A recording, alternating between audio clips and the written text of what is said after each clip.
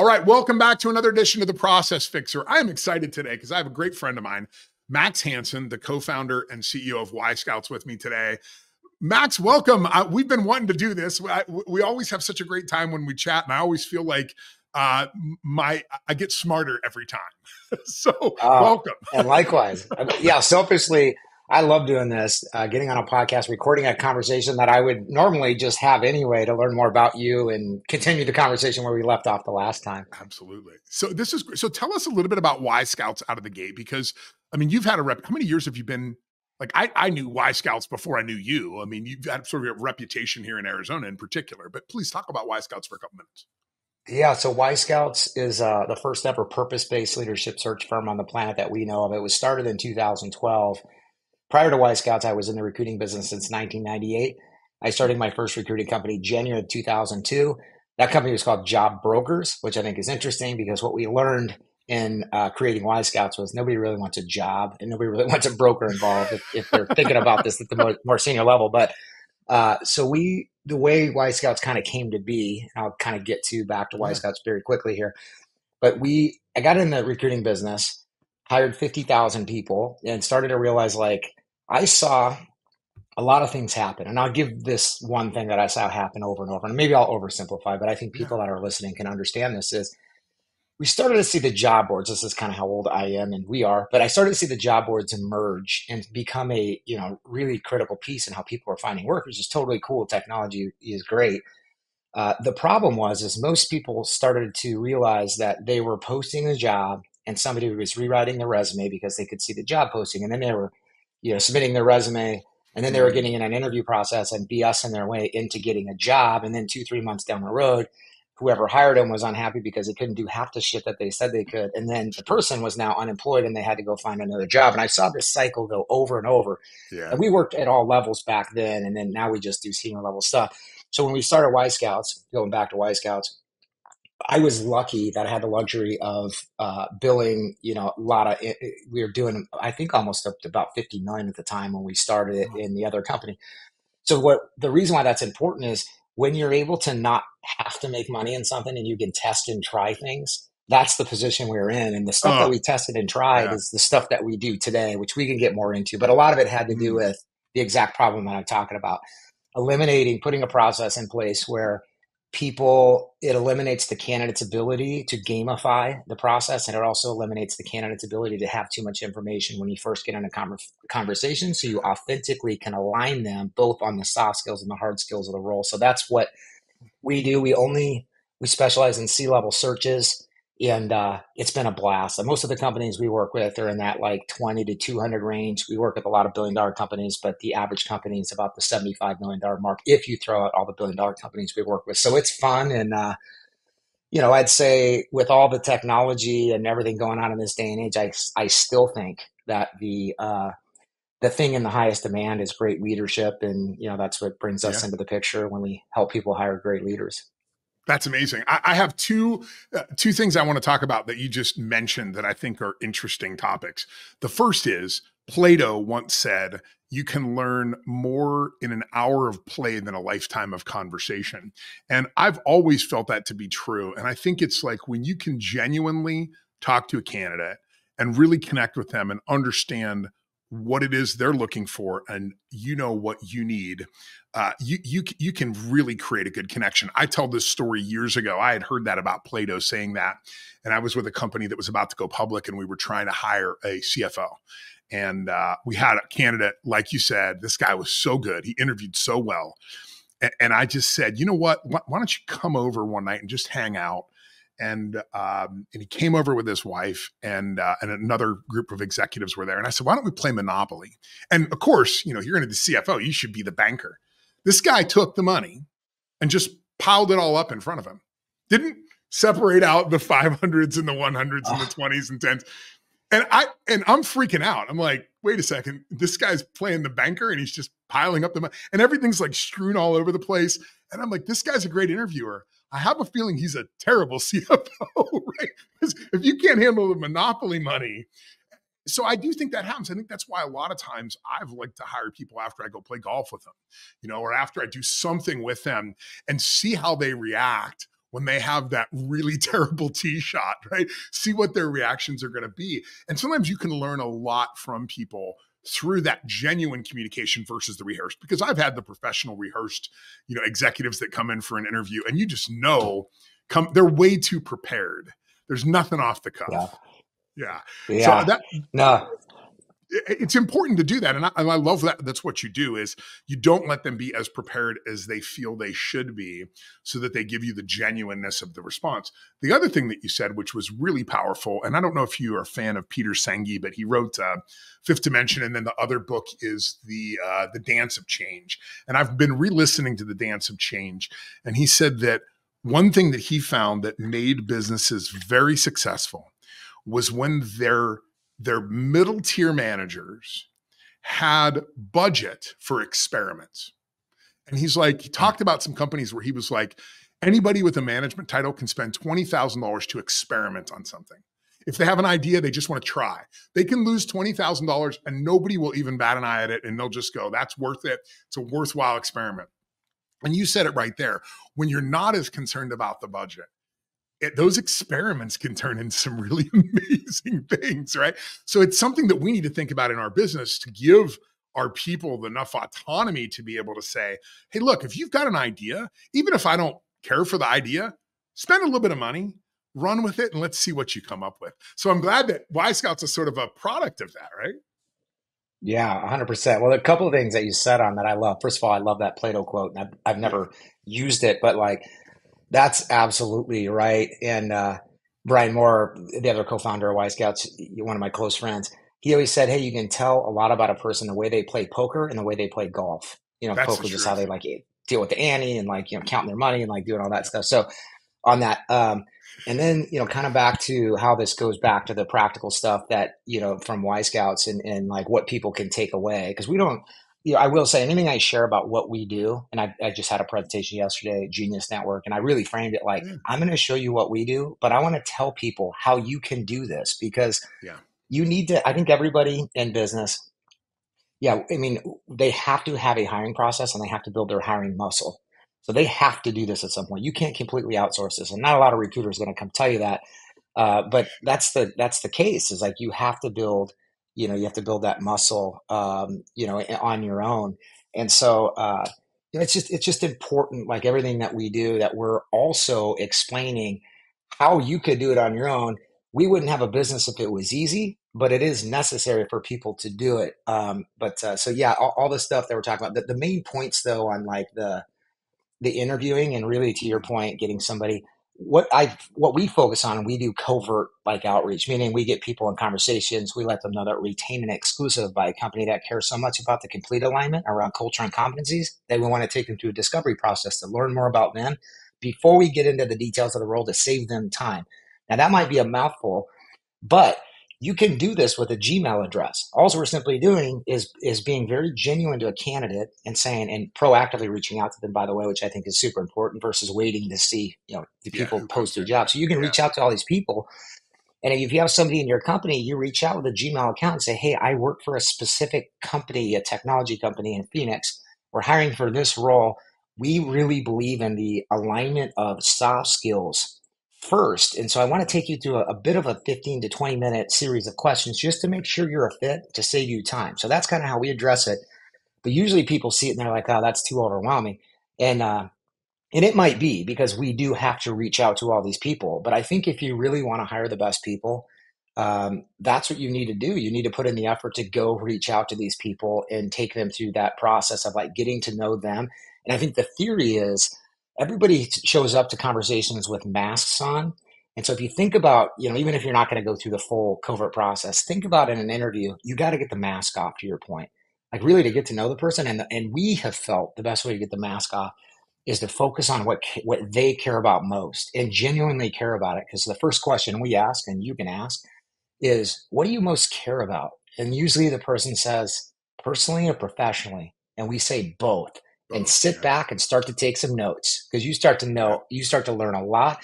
And the interesting part is, if I started that question off of hey, tell me here's what I have. I have this job. Tell me what you can do for me. Well, they get right into all the hard skills of what they can do, and what they can do for you. And you can never, in my opinion, get all the way back to getting that authentic information that they would have given you if they would have just been like, "Oh, really? What I most care about? Like, really?" So Dang, anyway, that that's so it's a good. very it's Oh, fun. It's an interesting process, and everybody can do it. That's the thing.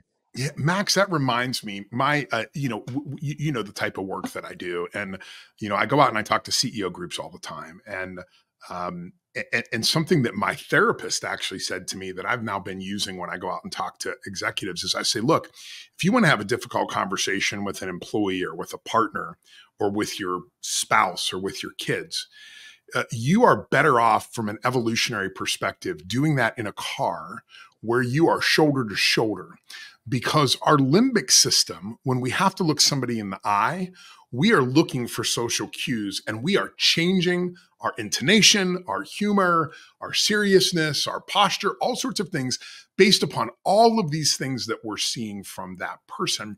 And the recognizing everybody has an agenda, right? So I'm reading on that and I'm reading into that, and I'm pretty good at that. I'm pretty good at standing in front of an audience and being able to feel it out and go, okay, I got to go this direction. But that's not how you get really genuine conversation. Genuine conversation is shoulder to shoulder, where we're driving. And if you think about it, you know, go on a road trip with a buddy or with your wife. You're going to have some really deep, serious conversations that you can't have face to face because you see her go, and you go, I better not go there, right? So you get this much deeper perspective of conversations. And I think that's really true with what you're doing as well. This is that limbic response. And the reality is that when you expose somebody to what it is that they want, let's say it's that job, and they go, oh, that's something I really want, they're going to tailor their responses to align with that. And you're saying, nah, before we talk about that, I want to know who you are. I want to have genuine heart to heart conversation versus that face to face limbic sort of negotiation position. So I really like how you're doing that. I don't know if that's by design or if it's just by experiment, but I got to tell you that works from a purely evolutionary biology perspective. It works. Yeah. First of all, I love the shoulder to shoulder and in a car. Uh, in my past, when I had to have a serious conversation with my kids, I'd put them in the car because they couldn't move. But I also didn't realize this other stuff that was Yeah. happening, where they didn't have to stare me in the face as I was probably furious as I was about to have this serious Yeah. conversation with them. Um, but Well, yeah, no, Max, to that point, just to interrupt that, you really quick. To that point, think yeah, about the experiences we had with bonding with, you know, adults as children. A lot of times it was fishing, or it was cooking, or it was hunting, or it was golfing. None of those things are face to face. They are all yeah, shoulder to shoulder. In a golf, why do we go play golf? Because we want to build relationships. When do we build relationships? In the golf cart. Right? We build the relationship in the cart, driving between the holes and going, well, that one sucked. Right. So, but that shoulder to shoulder thing, I think we've lost that. And I think it's one of the things that Zoom, unfortunately, has brought into our society, this belief that most of our communication should be face to face. I don't think you can build much face to face. I think if you and I want to put yeah, up a shed in your backyard, not that you want me to help, but we got to stand beside each other. We got to lift things up. You got to grab an end and I got to grab an end and we got to lift it up. So there is something limbic to that. And I'll talk about my caveman story here in a couple minutes that applies to that too. yeah. But does that, I interrupted you, so I apologize. No, no, man. I'm actually, I'm learning a lot. I never really looked at it from this perspective. This conversation is absolutely awesome. The one thing I would add to this whole thing that I'm, that kind of is an element of what we do, and I've just seen it, pretty close with, thousands of people, is that when we ask somebody to get in that conversation, like, hey, I would rather to remove the mask. You want to get in a deeper conversation? Well, some people won't be willing to get in that conversation. And a lot of times that's why people hesitate. They're like, well, I don't want to do that because what Yeah, happens if they don't want to get in that conversation? Well, you know what the answer to that is? Fuck those people. Because if you you don't want those care people. a lot and you want to know them at a deeper level, and you have to know them, sorry for the strong language, but if you have No, to it's know them, perfect. and to your point, if somebody's not willing to get shoulder to shoulder with you and do something with Screw you them. to figure out how you work, then go find other people that will. It's not worth your time. So that it took me a while when we were younger, when we were building this, to come to the conclusion, get kind of going back to the business case of like, okay, what about the people that don't have time to do this? Well, you know what? We care about everybody, but we're focusing on the people that care about making genuine connections and figuring out if they're going to work good together. And so the people that don't want to put in the time, we just move on and say, hey, they're just not right for us or whoever we're working with. So, but I love the That makes shoulder to sense. shoulder stuff. I can't Yeah. wait to And hear a little listen, bit more about the caveman stuff. yeah, who do you spend more time with? I mean, do you spend more time with people at work or your spouse? Probably the people at work. So, and you dated your wife, right? You didn't just meet and say, well, let's get married and let's figure this thing out. No, there's a whole courtship process, and that requires some of that to be broken down, right? I think, my wife and I, our first date, we had this incredibly deep conversation, and it was really like, I mean, to that point, I told my buddies afterwards, I'm like, I'm marrying that chick. They're like, wait, what? Like, you went out with her one time. I'm like, nope, that's the one, because you just connected on that level, and it's important for people to connect like that. So I applaud that you're doing that. I actually think you're on the forefront there, because that is not the way that we usually think about interviewing. We want people to be on their best behavior, and we want them to be prepared and rehearsed. And that's the last thing we actually want for them when they're in the job. So what the hell are we thinking? Like, we're doing it the wrong way. We need to invert this. And I love the way that you've done that and inverted that. Yeah, 100%. Yeah, we're charging away. And like I said, everybody can do it, but nobody wants to put the work in to get it done. And same thing. You made me think of, so my wife, I'm on my second marriage and it's growing great. But so me and my wife, I met her and I think the same thing. I'm like, this is the one. But I Yep. was single, and I kind of laughing to myself. I was telling her how I'm never getting married again, because I was like, oh my God, I really like this. I like her. And so the first 6 or 7 times we went out, I'm like explaining to her like how happy I am as a single person, and Yeah. like how we're never getting married again. But I knew we were, and now we Right. have You were trying to talk 5-year-old yourself into it. yeah. So it's kind of funny that same thing though, we kind of knew. But I love the shoulder to shoulder thing. And it leads me to think that's why I like driving a car so much. Like, I love going on long car rides. I mean, we have like the luxury of taking planes and getting like that, but like sitting in a car shoulder to shoulder. But I also like to listen to music. So as you're saying that, it's like Me too. sometimes I just want to turn the music up. Can we just turn the music up for like an hour and then we get back to talking? Yeah, You know what I you got to mean? vibe sometimes, right? You just got to get that vibe. Well, listen, and it's funny because it is very evolutionary, and I've been using this story the last couple weeks at my Vistage talks, and I've had people come up afterwards, and they're like, "Whoa!" And I was accrediting the idea originally to Peter Senge, but I actually found it in one of his books. He says it was actually some like concert cellist that said this, but essentially the idea is that there's 100,000 years ago, we were living in caves, and if every instance we had with a saber-toothed tiger was bad. Every instance we had with a predator was bad, because the slowest runner among us did not come back to the cave. That's just the way it was, right? I mean, somebody's going to die every time. So every experience in that time of human history where we saw a predator, we freaked out. We were just like, oh my God, right? Until one night in the cave with the fire burning, somebody reached down and grabbed a piece of charcoal and went up to the wall and drew a picture of a tiger. And all of a sudden, we could all look at that tiger and go, wait, I'm not afraid. Like, okay, that's cool. And then we could stand up against the wall and we could look at that and we could say, okay, what part of the tiger do you not want to be involved with? Well, we want to stay away from the teeth, right? We got to stay away from the claws. Like, we could circle that on the wall. We could say, okay, this is the part. And then I could say, well, Max, you're the fastest runner. So if you run past the tiger, I'm really good at smashing stuff with rocks. I'm going to stand up on the cliff. And when the tiger comes past, I'm going to drop the rocks on it. And then everybody else, grab your sharp pointy sticks and you come running out and start jabbing the tiger, and we can kill this thing, right? And we strategized and we abstracted, and we could sit there and do that. And if you look at all early cave paintings, every one of them shows people and shows animals. They were literally abstracting and strategizing on how they could do that. That is not something they could do face to face. They stood shoulder to shoulder at the cave wall. And then every time they learned, okay, well, Max wasn't the fastest runner because Max isn't back with us this morning, right? So now who's the next one? And we can come up with a new plan and a new plan and a new plan. And this is something that, unfortunately, I truly believe as a society we have gotten away from. I think it's been bad for a long time, but I think COVID made it worse. We don't stand shoulder to shoulder and look at problems together as a team and strategize anymore. And that's the reason I love process maps, because everybody stands there together. I just did one for a company up in Scottsdale the other day. 80 people. We wrote out the process maps after we did the workshop. And for 25 minutes, everybody in the company is just standing there, touching it, walking through it, pointing at it. They're all having these conversations like they've never seen the business that way before.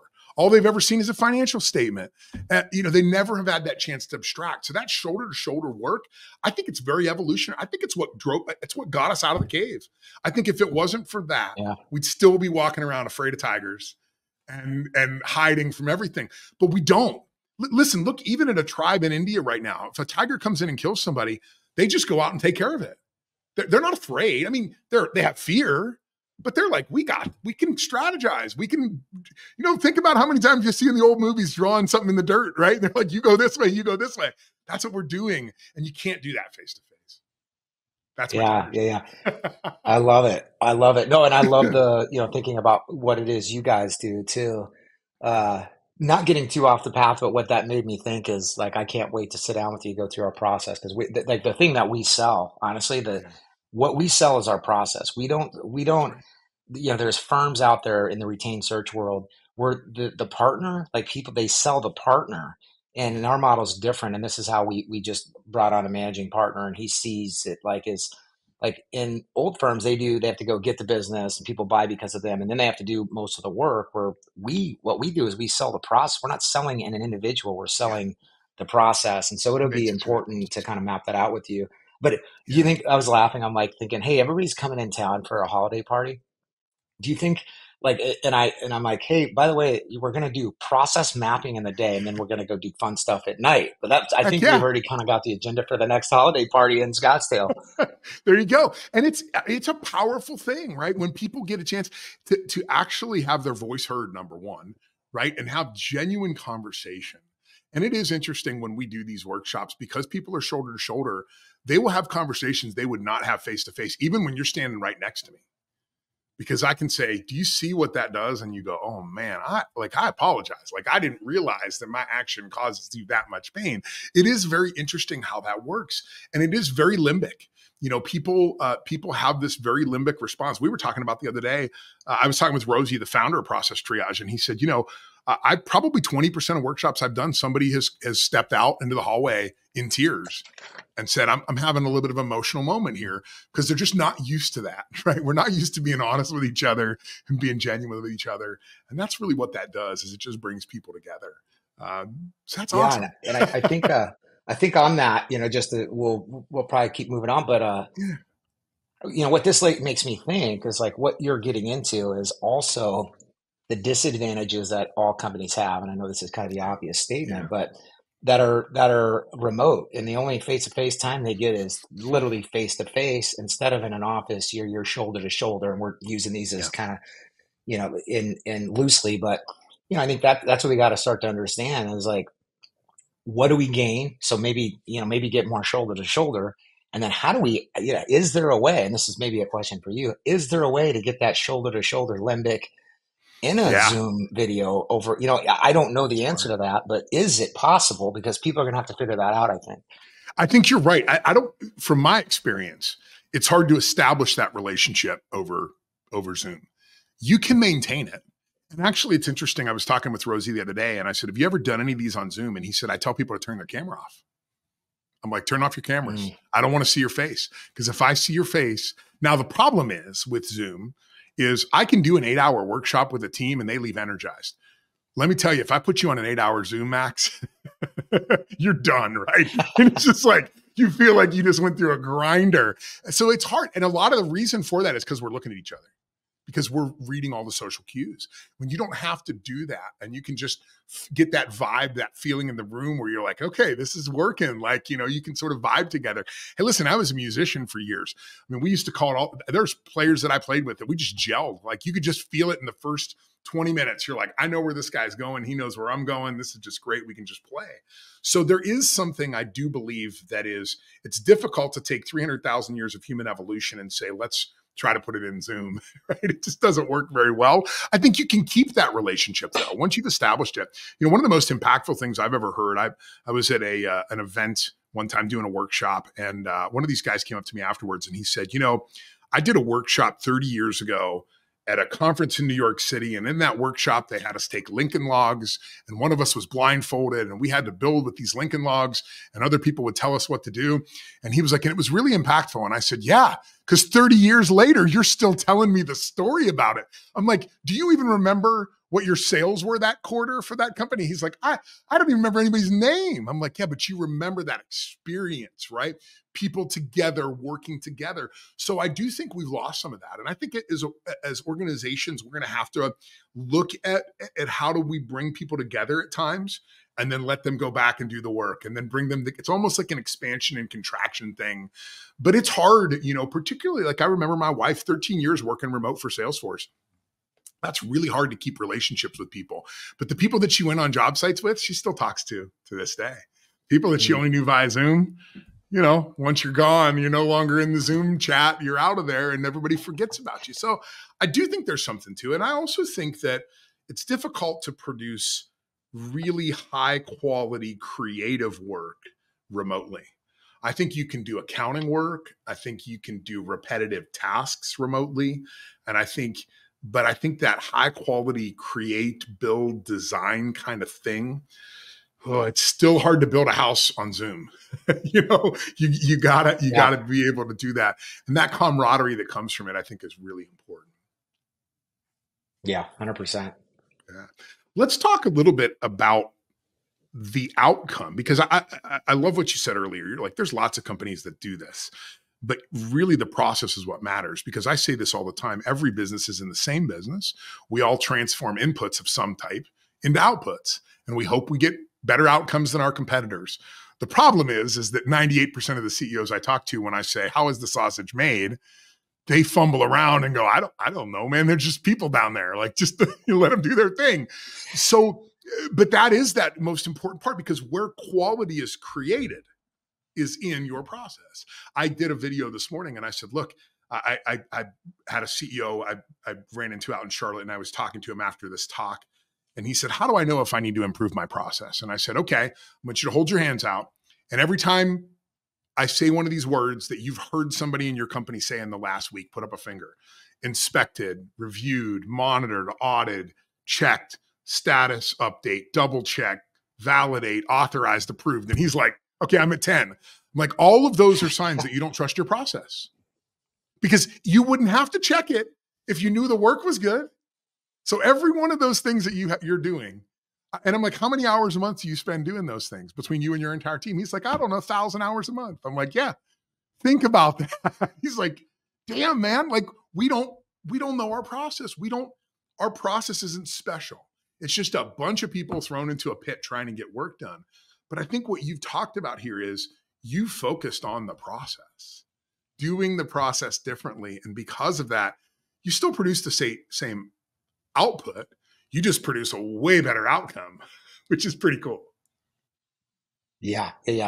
We're obviously, and I alluded to it, very passionate about our process. In fact, in 2012, when we created our process, this is what energizes me and the team most now, still actually, and even more so, and I'll explain why, is we started to look at it as a process problem. And the hiring was, you got to figure out a process.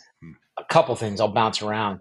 We have it's called a talent strategy index. It was like 100 CEOs that I give this to. It was like 35 questions, self-assessment. And one of the questions was 1 to 6, so they couldn't pick the middle. The question that ranked the lowest out of all these 37 questions, I won't go through the 37, but they're around hiring and onboarding, was how scalable and repeatable is your hiring process? Every one of them, for the most part, there are a couple of people that would scale it high. So anyway, that's one thing. And then so for process, what we're passionate about is we built a process that we believe works to authentically understand candidates and authentically and accurately scope out our client's role to figure out what success looks like. What's interesting about that is even our language, we don't use job descriptions. We do opportunity profiles.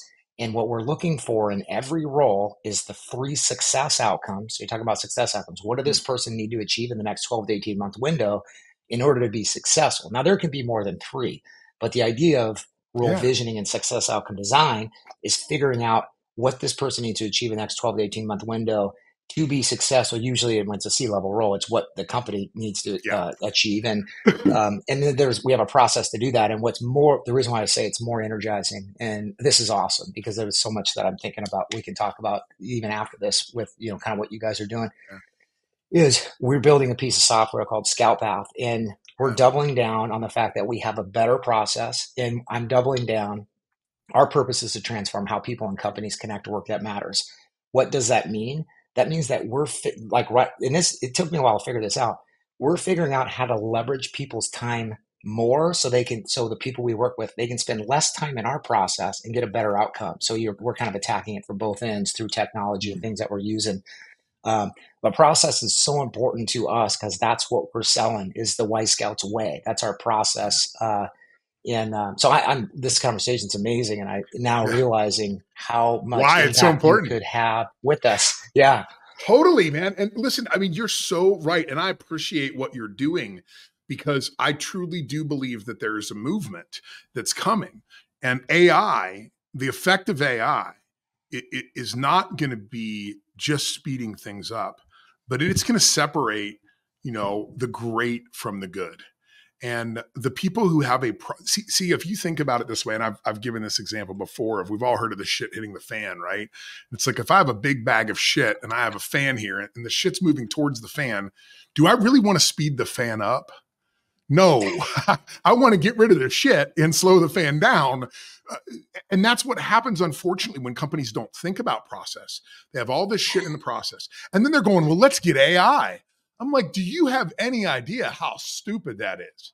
Because if you haven't first dialed that process in and made it so that you can bring software to it like you're doing with Scout Path and say, now let's make this 10,000x. All of a sudden, that's what really happens. Because if you have a bunch of junk in that process and you speed it up, you're actually going to kill your organization. I got to tell you, 70% of companies fail. And I think a lot of them, and I've seen it, and I've been involved with companies that failed because they grew too fast, because the processes and systems did not keep up with it. And eventually they just spun out of control. They had a quality problem or a recall problem, or something happened. They lost market share. It's both sides of the spectrum. Some of it's bad management and some of it is just too fast growth. We have to occasionally slow down and say, let's take a look at this. Let's dissect this again. Let's rebuild it back with better parts, and let's move it forward. And I think AI is actually going to destroy more companies than it's going to help because of that, because they haven't yet thought about the process and they do have a bunch of shit sitting there.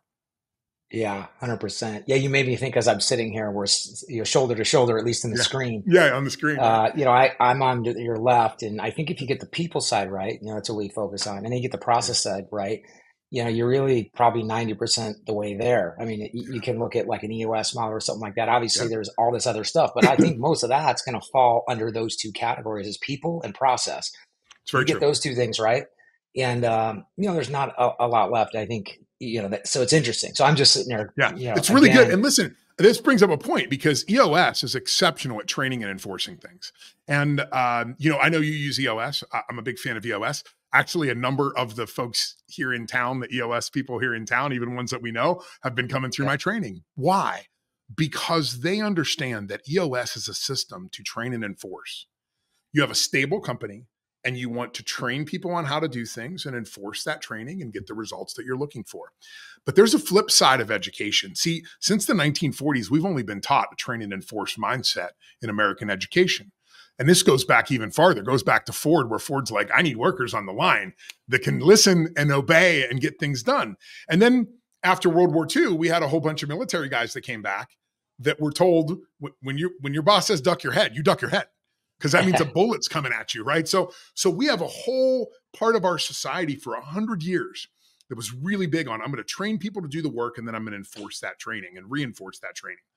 But there's a whole other side of the human brain, which is analyze and design, right? Which is abstracting things, standing up against the wall, pointing at it and going, that's the jaggy part of the tiger and that's the soft part of the tiger. How do we design a solution? Well, we're using pointy sticks. Hey, what if we put sharp rocks on the end of the pointy stick? That's a great idea. You know what I'm saying? Like, those things are important. So unfortunately, we have a workforce that's very good on the train and enforce. I get trained, I obey, I don't ask a lot of questions, I do the work. We don't have a lot of people that are good at the other side. Now, you're usually recruiting senior leaders, so you're looking for those skills of analyze and design. Honestly, they have to be intrinsic to somebody because they didn't learn them in school. There's no way they learned that unless they're an engineer, right? If they're an engineer, that's exactly how every engineer I know, when I show them process triage, they're like, what are you, an idiot? Everybody knows this stuff. And I'm like, oh, no, brother. Not everybody knows this stuff. They think in root cause analysis. I love engineers because many times I've had software engineers and hardware engineers, and I'll go down and I'll say, it would be really cool if it could do this. And they just blow up and they say, that's impossible. And then like 3 days later, they'll come in and say, well, we know it's impossible, but if you really needed us to do it, here's the first step and the second step and the third step and the fourth step, because they're good at doing that. And unfortunately, we've got to create a workforce that doesn't just have executives as analyzing and designing. But you know what? Have you seen this movie Flaming Hot yet? Oh, man. This is a story of how a janitor, former Mexican immigrant, drug dealer, gangbanger that got a job as a janitor at Frito-Lay, saved the Frito-Lay company in the 90s. And he just retired as a senior executive. And it's a story, it's on Hulu and Apple, and it's a blast. It's fun to watch with kids, but it's the true story of how a janitor inside Frito-Lay overheard the CEO say, I wish everybody just thought like a CEO for a day. And this guy went out and literally created the Flaming Hot brand, market tested it, created the slurry, worked with the engineers on his own time, before he even called the CEO of Frito-Lay and said, I have the solution that saves the whole company. It's a great, amazing story. So we've got to take people that we've usually hired from the neck down, right? And we got to say, hey, let's get you thinking a little bit and elevate their thinking so that they can present ideas back that helps us in that abstraction process, helps us in that analyze design process, and really innovates and moves the company forward. And I applaud you because it sounds like that's what you've been doing with your people. Well, we're doing our best. I think that a couple things in that too. Yes to all of it, but I think the other things, and I this is what I loved about you walking me through your process is you can have a great engineer and you can have these people that do that, but if you don't have the communication with the people at the front lines are giving you feedback, and you're the one designing, so like when you guys go in, obviously. Who do you talk to? You talk to the people that are actually doing the stuff on the front line, whether it's manufacturing, whether they're dealing with customers, but they're the ones that are giving the feedback because they're the ones that actually are in the process, not the people that are designing it usually. So I think, that's absolutely 100% right. And that just goes to show great leaders, they're relentless learners, they develop other people and they drive results. And the way they do that is they have a good line of communication. And obviously they're open to hearing input. They've got to be perspective seekers. Yeah. And that's why I usually tend to find companies that use EOS or go to a Vistage thing or use Arizona Growth Advisors. They go to some sort of peer group, their EO, their YPO. Those are my people because they're perspective seekers. Every CEO that goes to a Vistage and joins because they know they're not the smartest person in town. They're like, you know what? I'm way smarter having other people's perspectives and being able to do that. And it's funny, you mentioned this about the frontline people. I've been really working on this message the last couple of weeks where we're actually calling those people now the believables. That's what they are. They're the believables. I trust them. I believe them because the reality is, even if they don't have a management title, everybody on that floor knows who to call when something goes down, right? They're calling Elaine, they're calling Rex, they're calling Ron, and they're like, Ron, I broke this thing. What do I need to do? And he shuffles down there and he goes, let me show you how it gets done. Those are the believables. If I'm an executive, the C-suite awareness of the believables, me having a relationship with my believables, oh my God, what does that do? That ties the top of the organization to the bottom. I've mentioned this some other times, but a great book called Rudolph Factor. Lady Cindy Lauren, who's local here, consultant, she wrote this book. It's about the turnaround on Boeing the last time, because Boeing had the same thing happen with the C-17 project in the early 90s. And the solution was executive management went to the front line and they said, ignore all middle management, only communicate directly with us. And they solved the problem in like 3 weeks. Right? And it was cool because what they did, they called the frontline employees the Rudolphs, right? They're like, we're Santa Claus in the sleigh, but there's fog. We have a disaster ahead. We need people with the shiny noses that are actually out there on the front line turning the bolts that can go, oh no, that bolt should not be shipped out of this place. So we need those believables. We need that C-suite awareness as executives. And listen, we all are out seeking more perspective. But for some freaking reason, we never think about opening our door and walking out to where the work gets done and saying, hey guys, what's going on out here? And the truth of the matter is, if we were to just randomly do that today, everybody would freak out because they're like, what's he going to fire me? Like they would never trust or believe. So sometimes you do need an emissary to stand in between and say, hey, let me go talk to your people. Let me do a workshop with them. Let me extract the information. Let me bring it back to you, Max. We just had one recently where a well-known company here in town, and the CEO told me our goal is to have an NPS score of 9. And I said, what is it right now? And he said, it's 8.7. And I went to the people and I said, how do we get it to 9? And they all laughed, like just laughed and laughed. I'm like, well, what's going on? We're already 8.7. They said, yeah, because one of our senior leaders throws away 30% of the reviews that comes in. I'm like, what? And they're like, yeah, he throws away any of the negative ones. That's why we're at 8. We're really at 5. I'm like, oh my God. Talk about a process problem. Right. And then he was upset. And I said, well, how do you incentivize that guy? He's like, well, I incentivize him on NPS. And I'm like, and how are his people incentivized? Oh, on NPS. And how are the frontline incentivized? On NPS. I'm like, so you've incentivized the entire company to lie to you. He's like, damn it, Derrick, that's a good point. I have incentive. Nobody will tell me the truth because I have tied money to them lying to me. We got to get that connection back. We got to reestablish that relationship and that line of communication with the front line of the organization, because you don't know. You might have a janitor out there on the floor that has the next big idea to create Flaming Hot. I mean, my God, 10 pounds of my overweightness is the Flaming Hot Cheetos brand.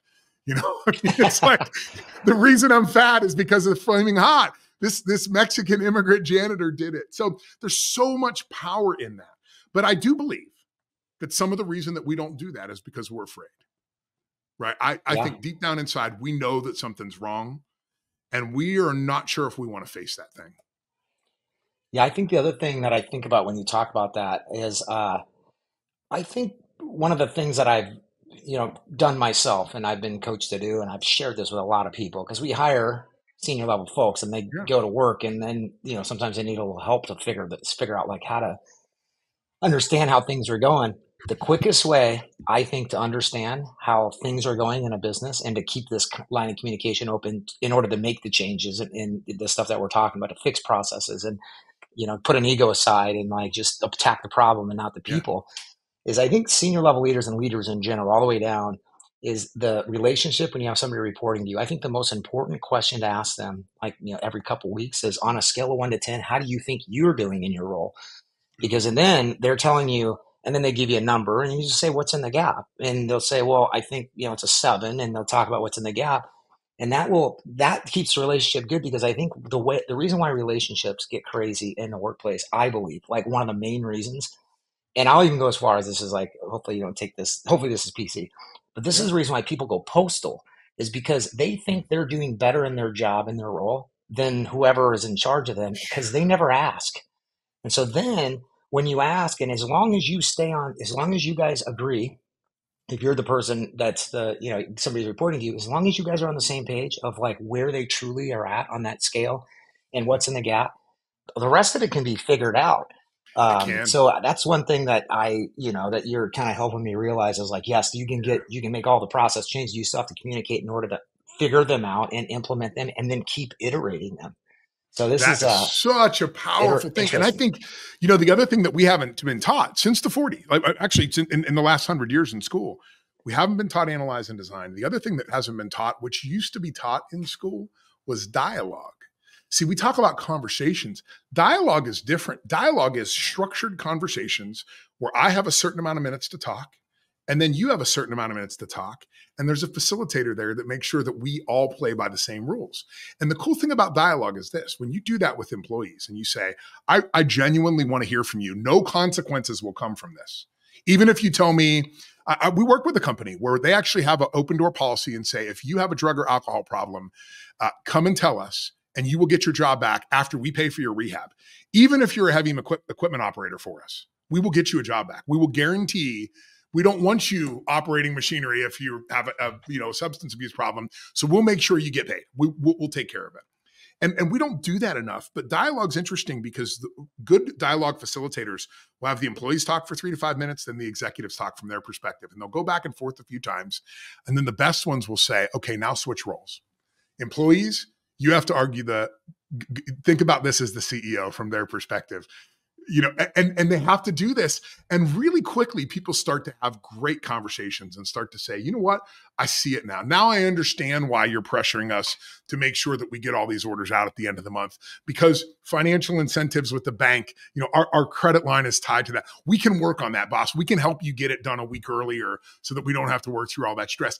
But to your point, when I don't know what you need and you don't know what I need, we're never going to satisfy each other. I mean, that's why the Rolling Stones said it. I can't get no satisfaction. That's why we always feel that way, because we don't know what it takes to satisfy each other.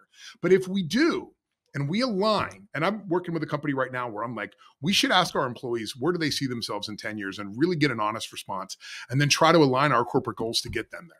Maybe their idea is they want a better education. Okay, you know what? Over the next 10 years, we're going to work to develop educational tools for you. We're going to do more workshops. We're going to bring in speakers. We're going to do masterminds. We're going to do these things. Find out what it is that they really want. To your point, you asked it earlier. What do you want out of life, right? Personal, professional. I don't care. Just tell me what you want. And maybe the company can be the vehicle that delivers that for you. Because if the company becomes the vehicle to deliver that for you, will you ever leave? Hell no. Right. Is this aligned with you, what you want out of life? Your job satisfaction will be a 10 out of 10 because you are working together to accomplish a goal. I just think this makes me think. We recently, our last hire, right, our second to last hire, we just hired somebody else that we haven't announced yet, but was a gal that was working for a private equity firm, and she was working in talent acquisition on the other side, meaning like she was working on the company side to fill the roles, and they used firms. And I got her an interview, and I wasn't quite sure. It didn't jump off at the paper. But really liked her. But I asked her, I'm like, what interests you about working for us? She goes, well, I work for this private equity firm, and I'm in, like, the perspective I have is working inside, like on the inside. And now I want to work on the outside. And I'm like, wow, like she's 2 years out of college and she already sees a perspective of like, this is getting her a path so she has a more holistic, like, understanding of life. And so for me, I'm like, I love people that are honest like that. Yeah, come look at it. Come figure this out. Hopefully you'll stay forever. But even if you don't, you'll be a more rounded person when you leave, to your point. Yeah, I don't know if you ever got a chance to meet Sam, but Sam worked for me for a while.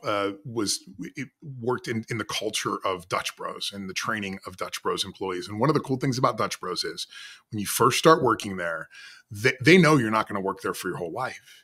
So they're like, look, we want to be a destination employer. We want people 10 years from now to look at your resume and go, oh man, well, this guy worked at Dutch Bros. I mean, he's got to be world class, because Dutch Bros is so difficult to get into. Number one, their training is exceptional.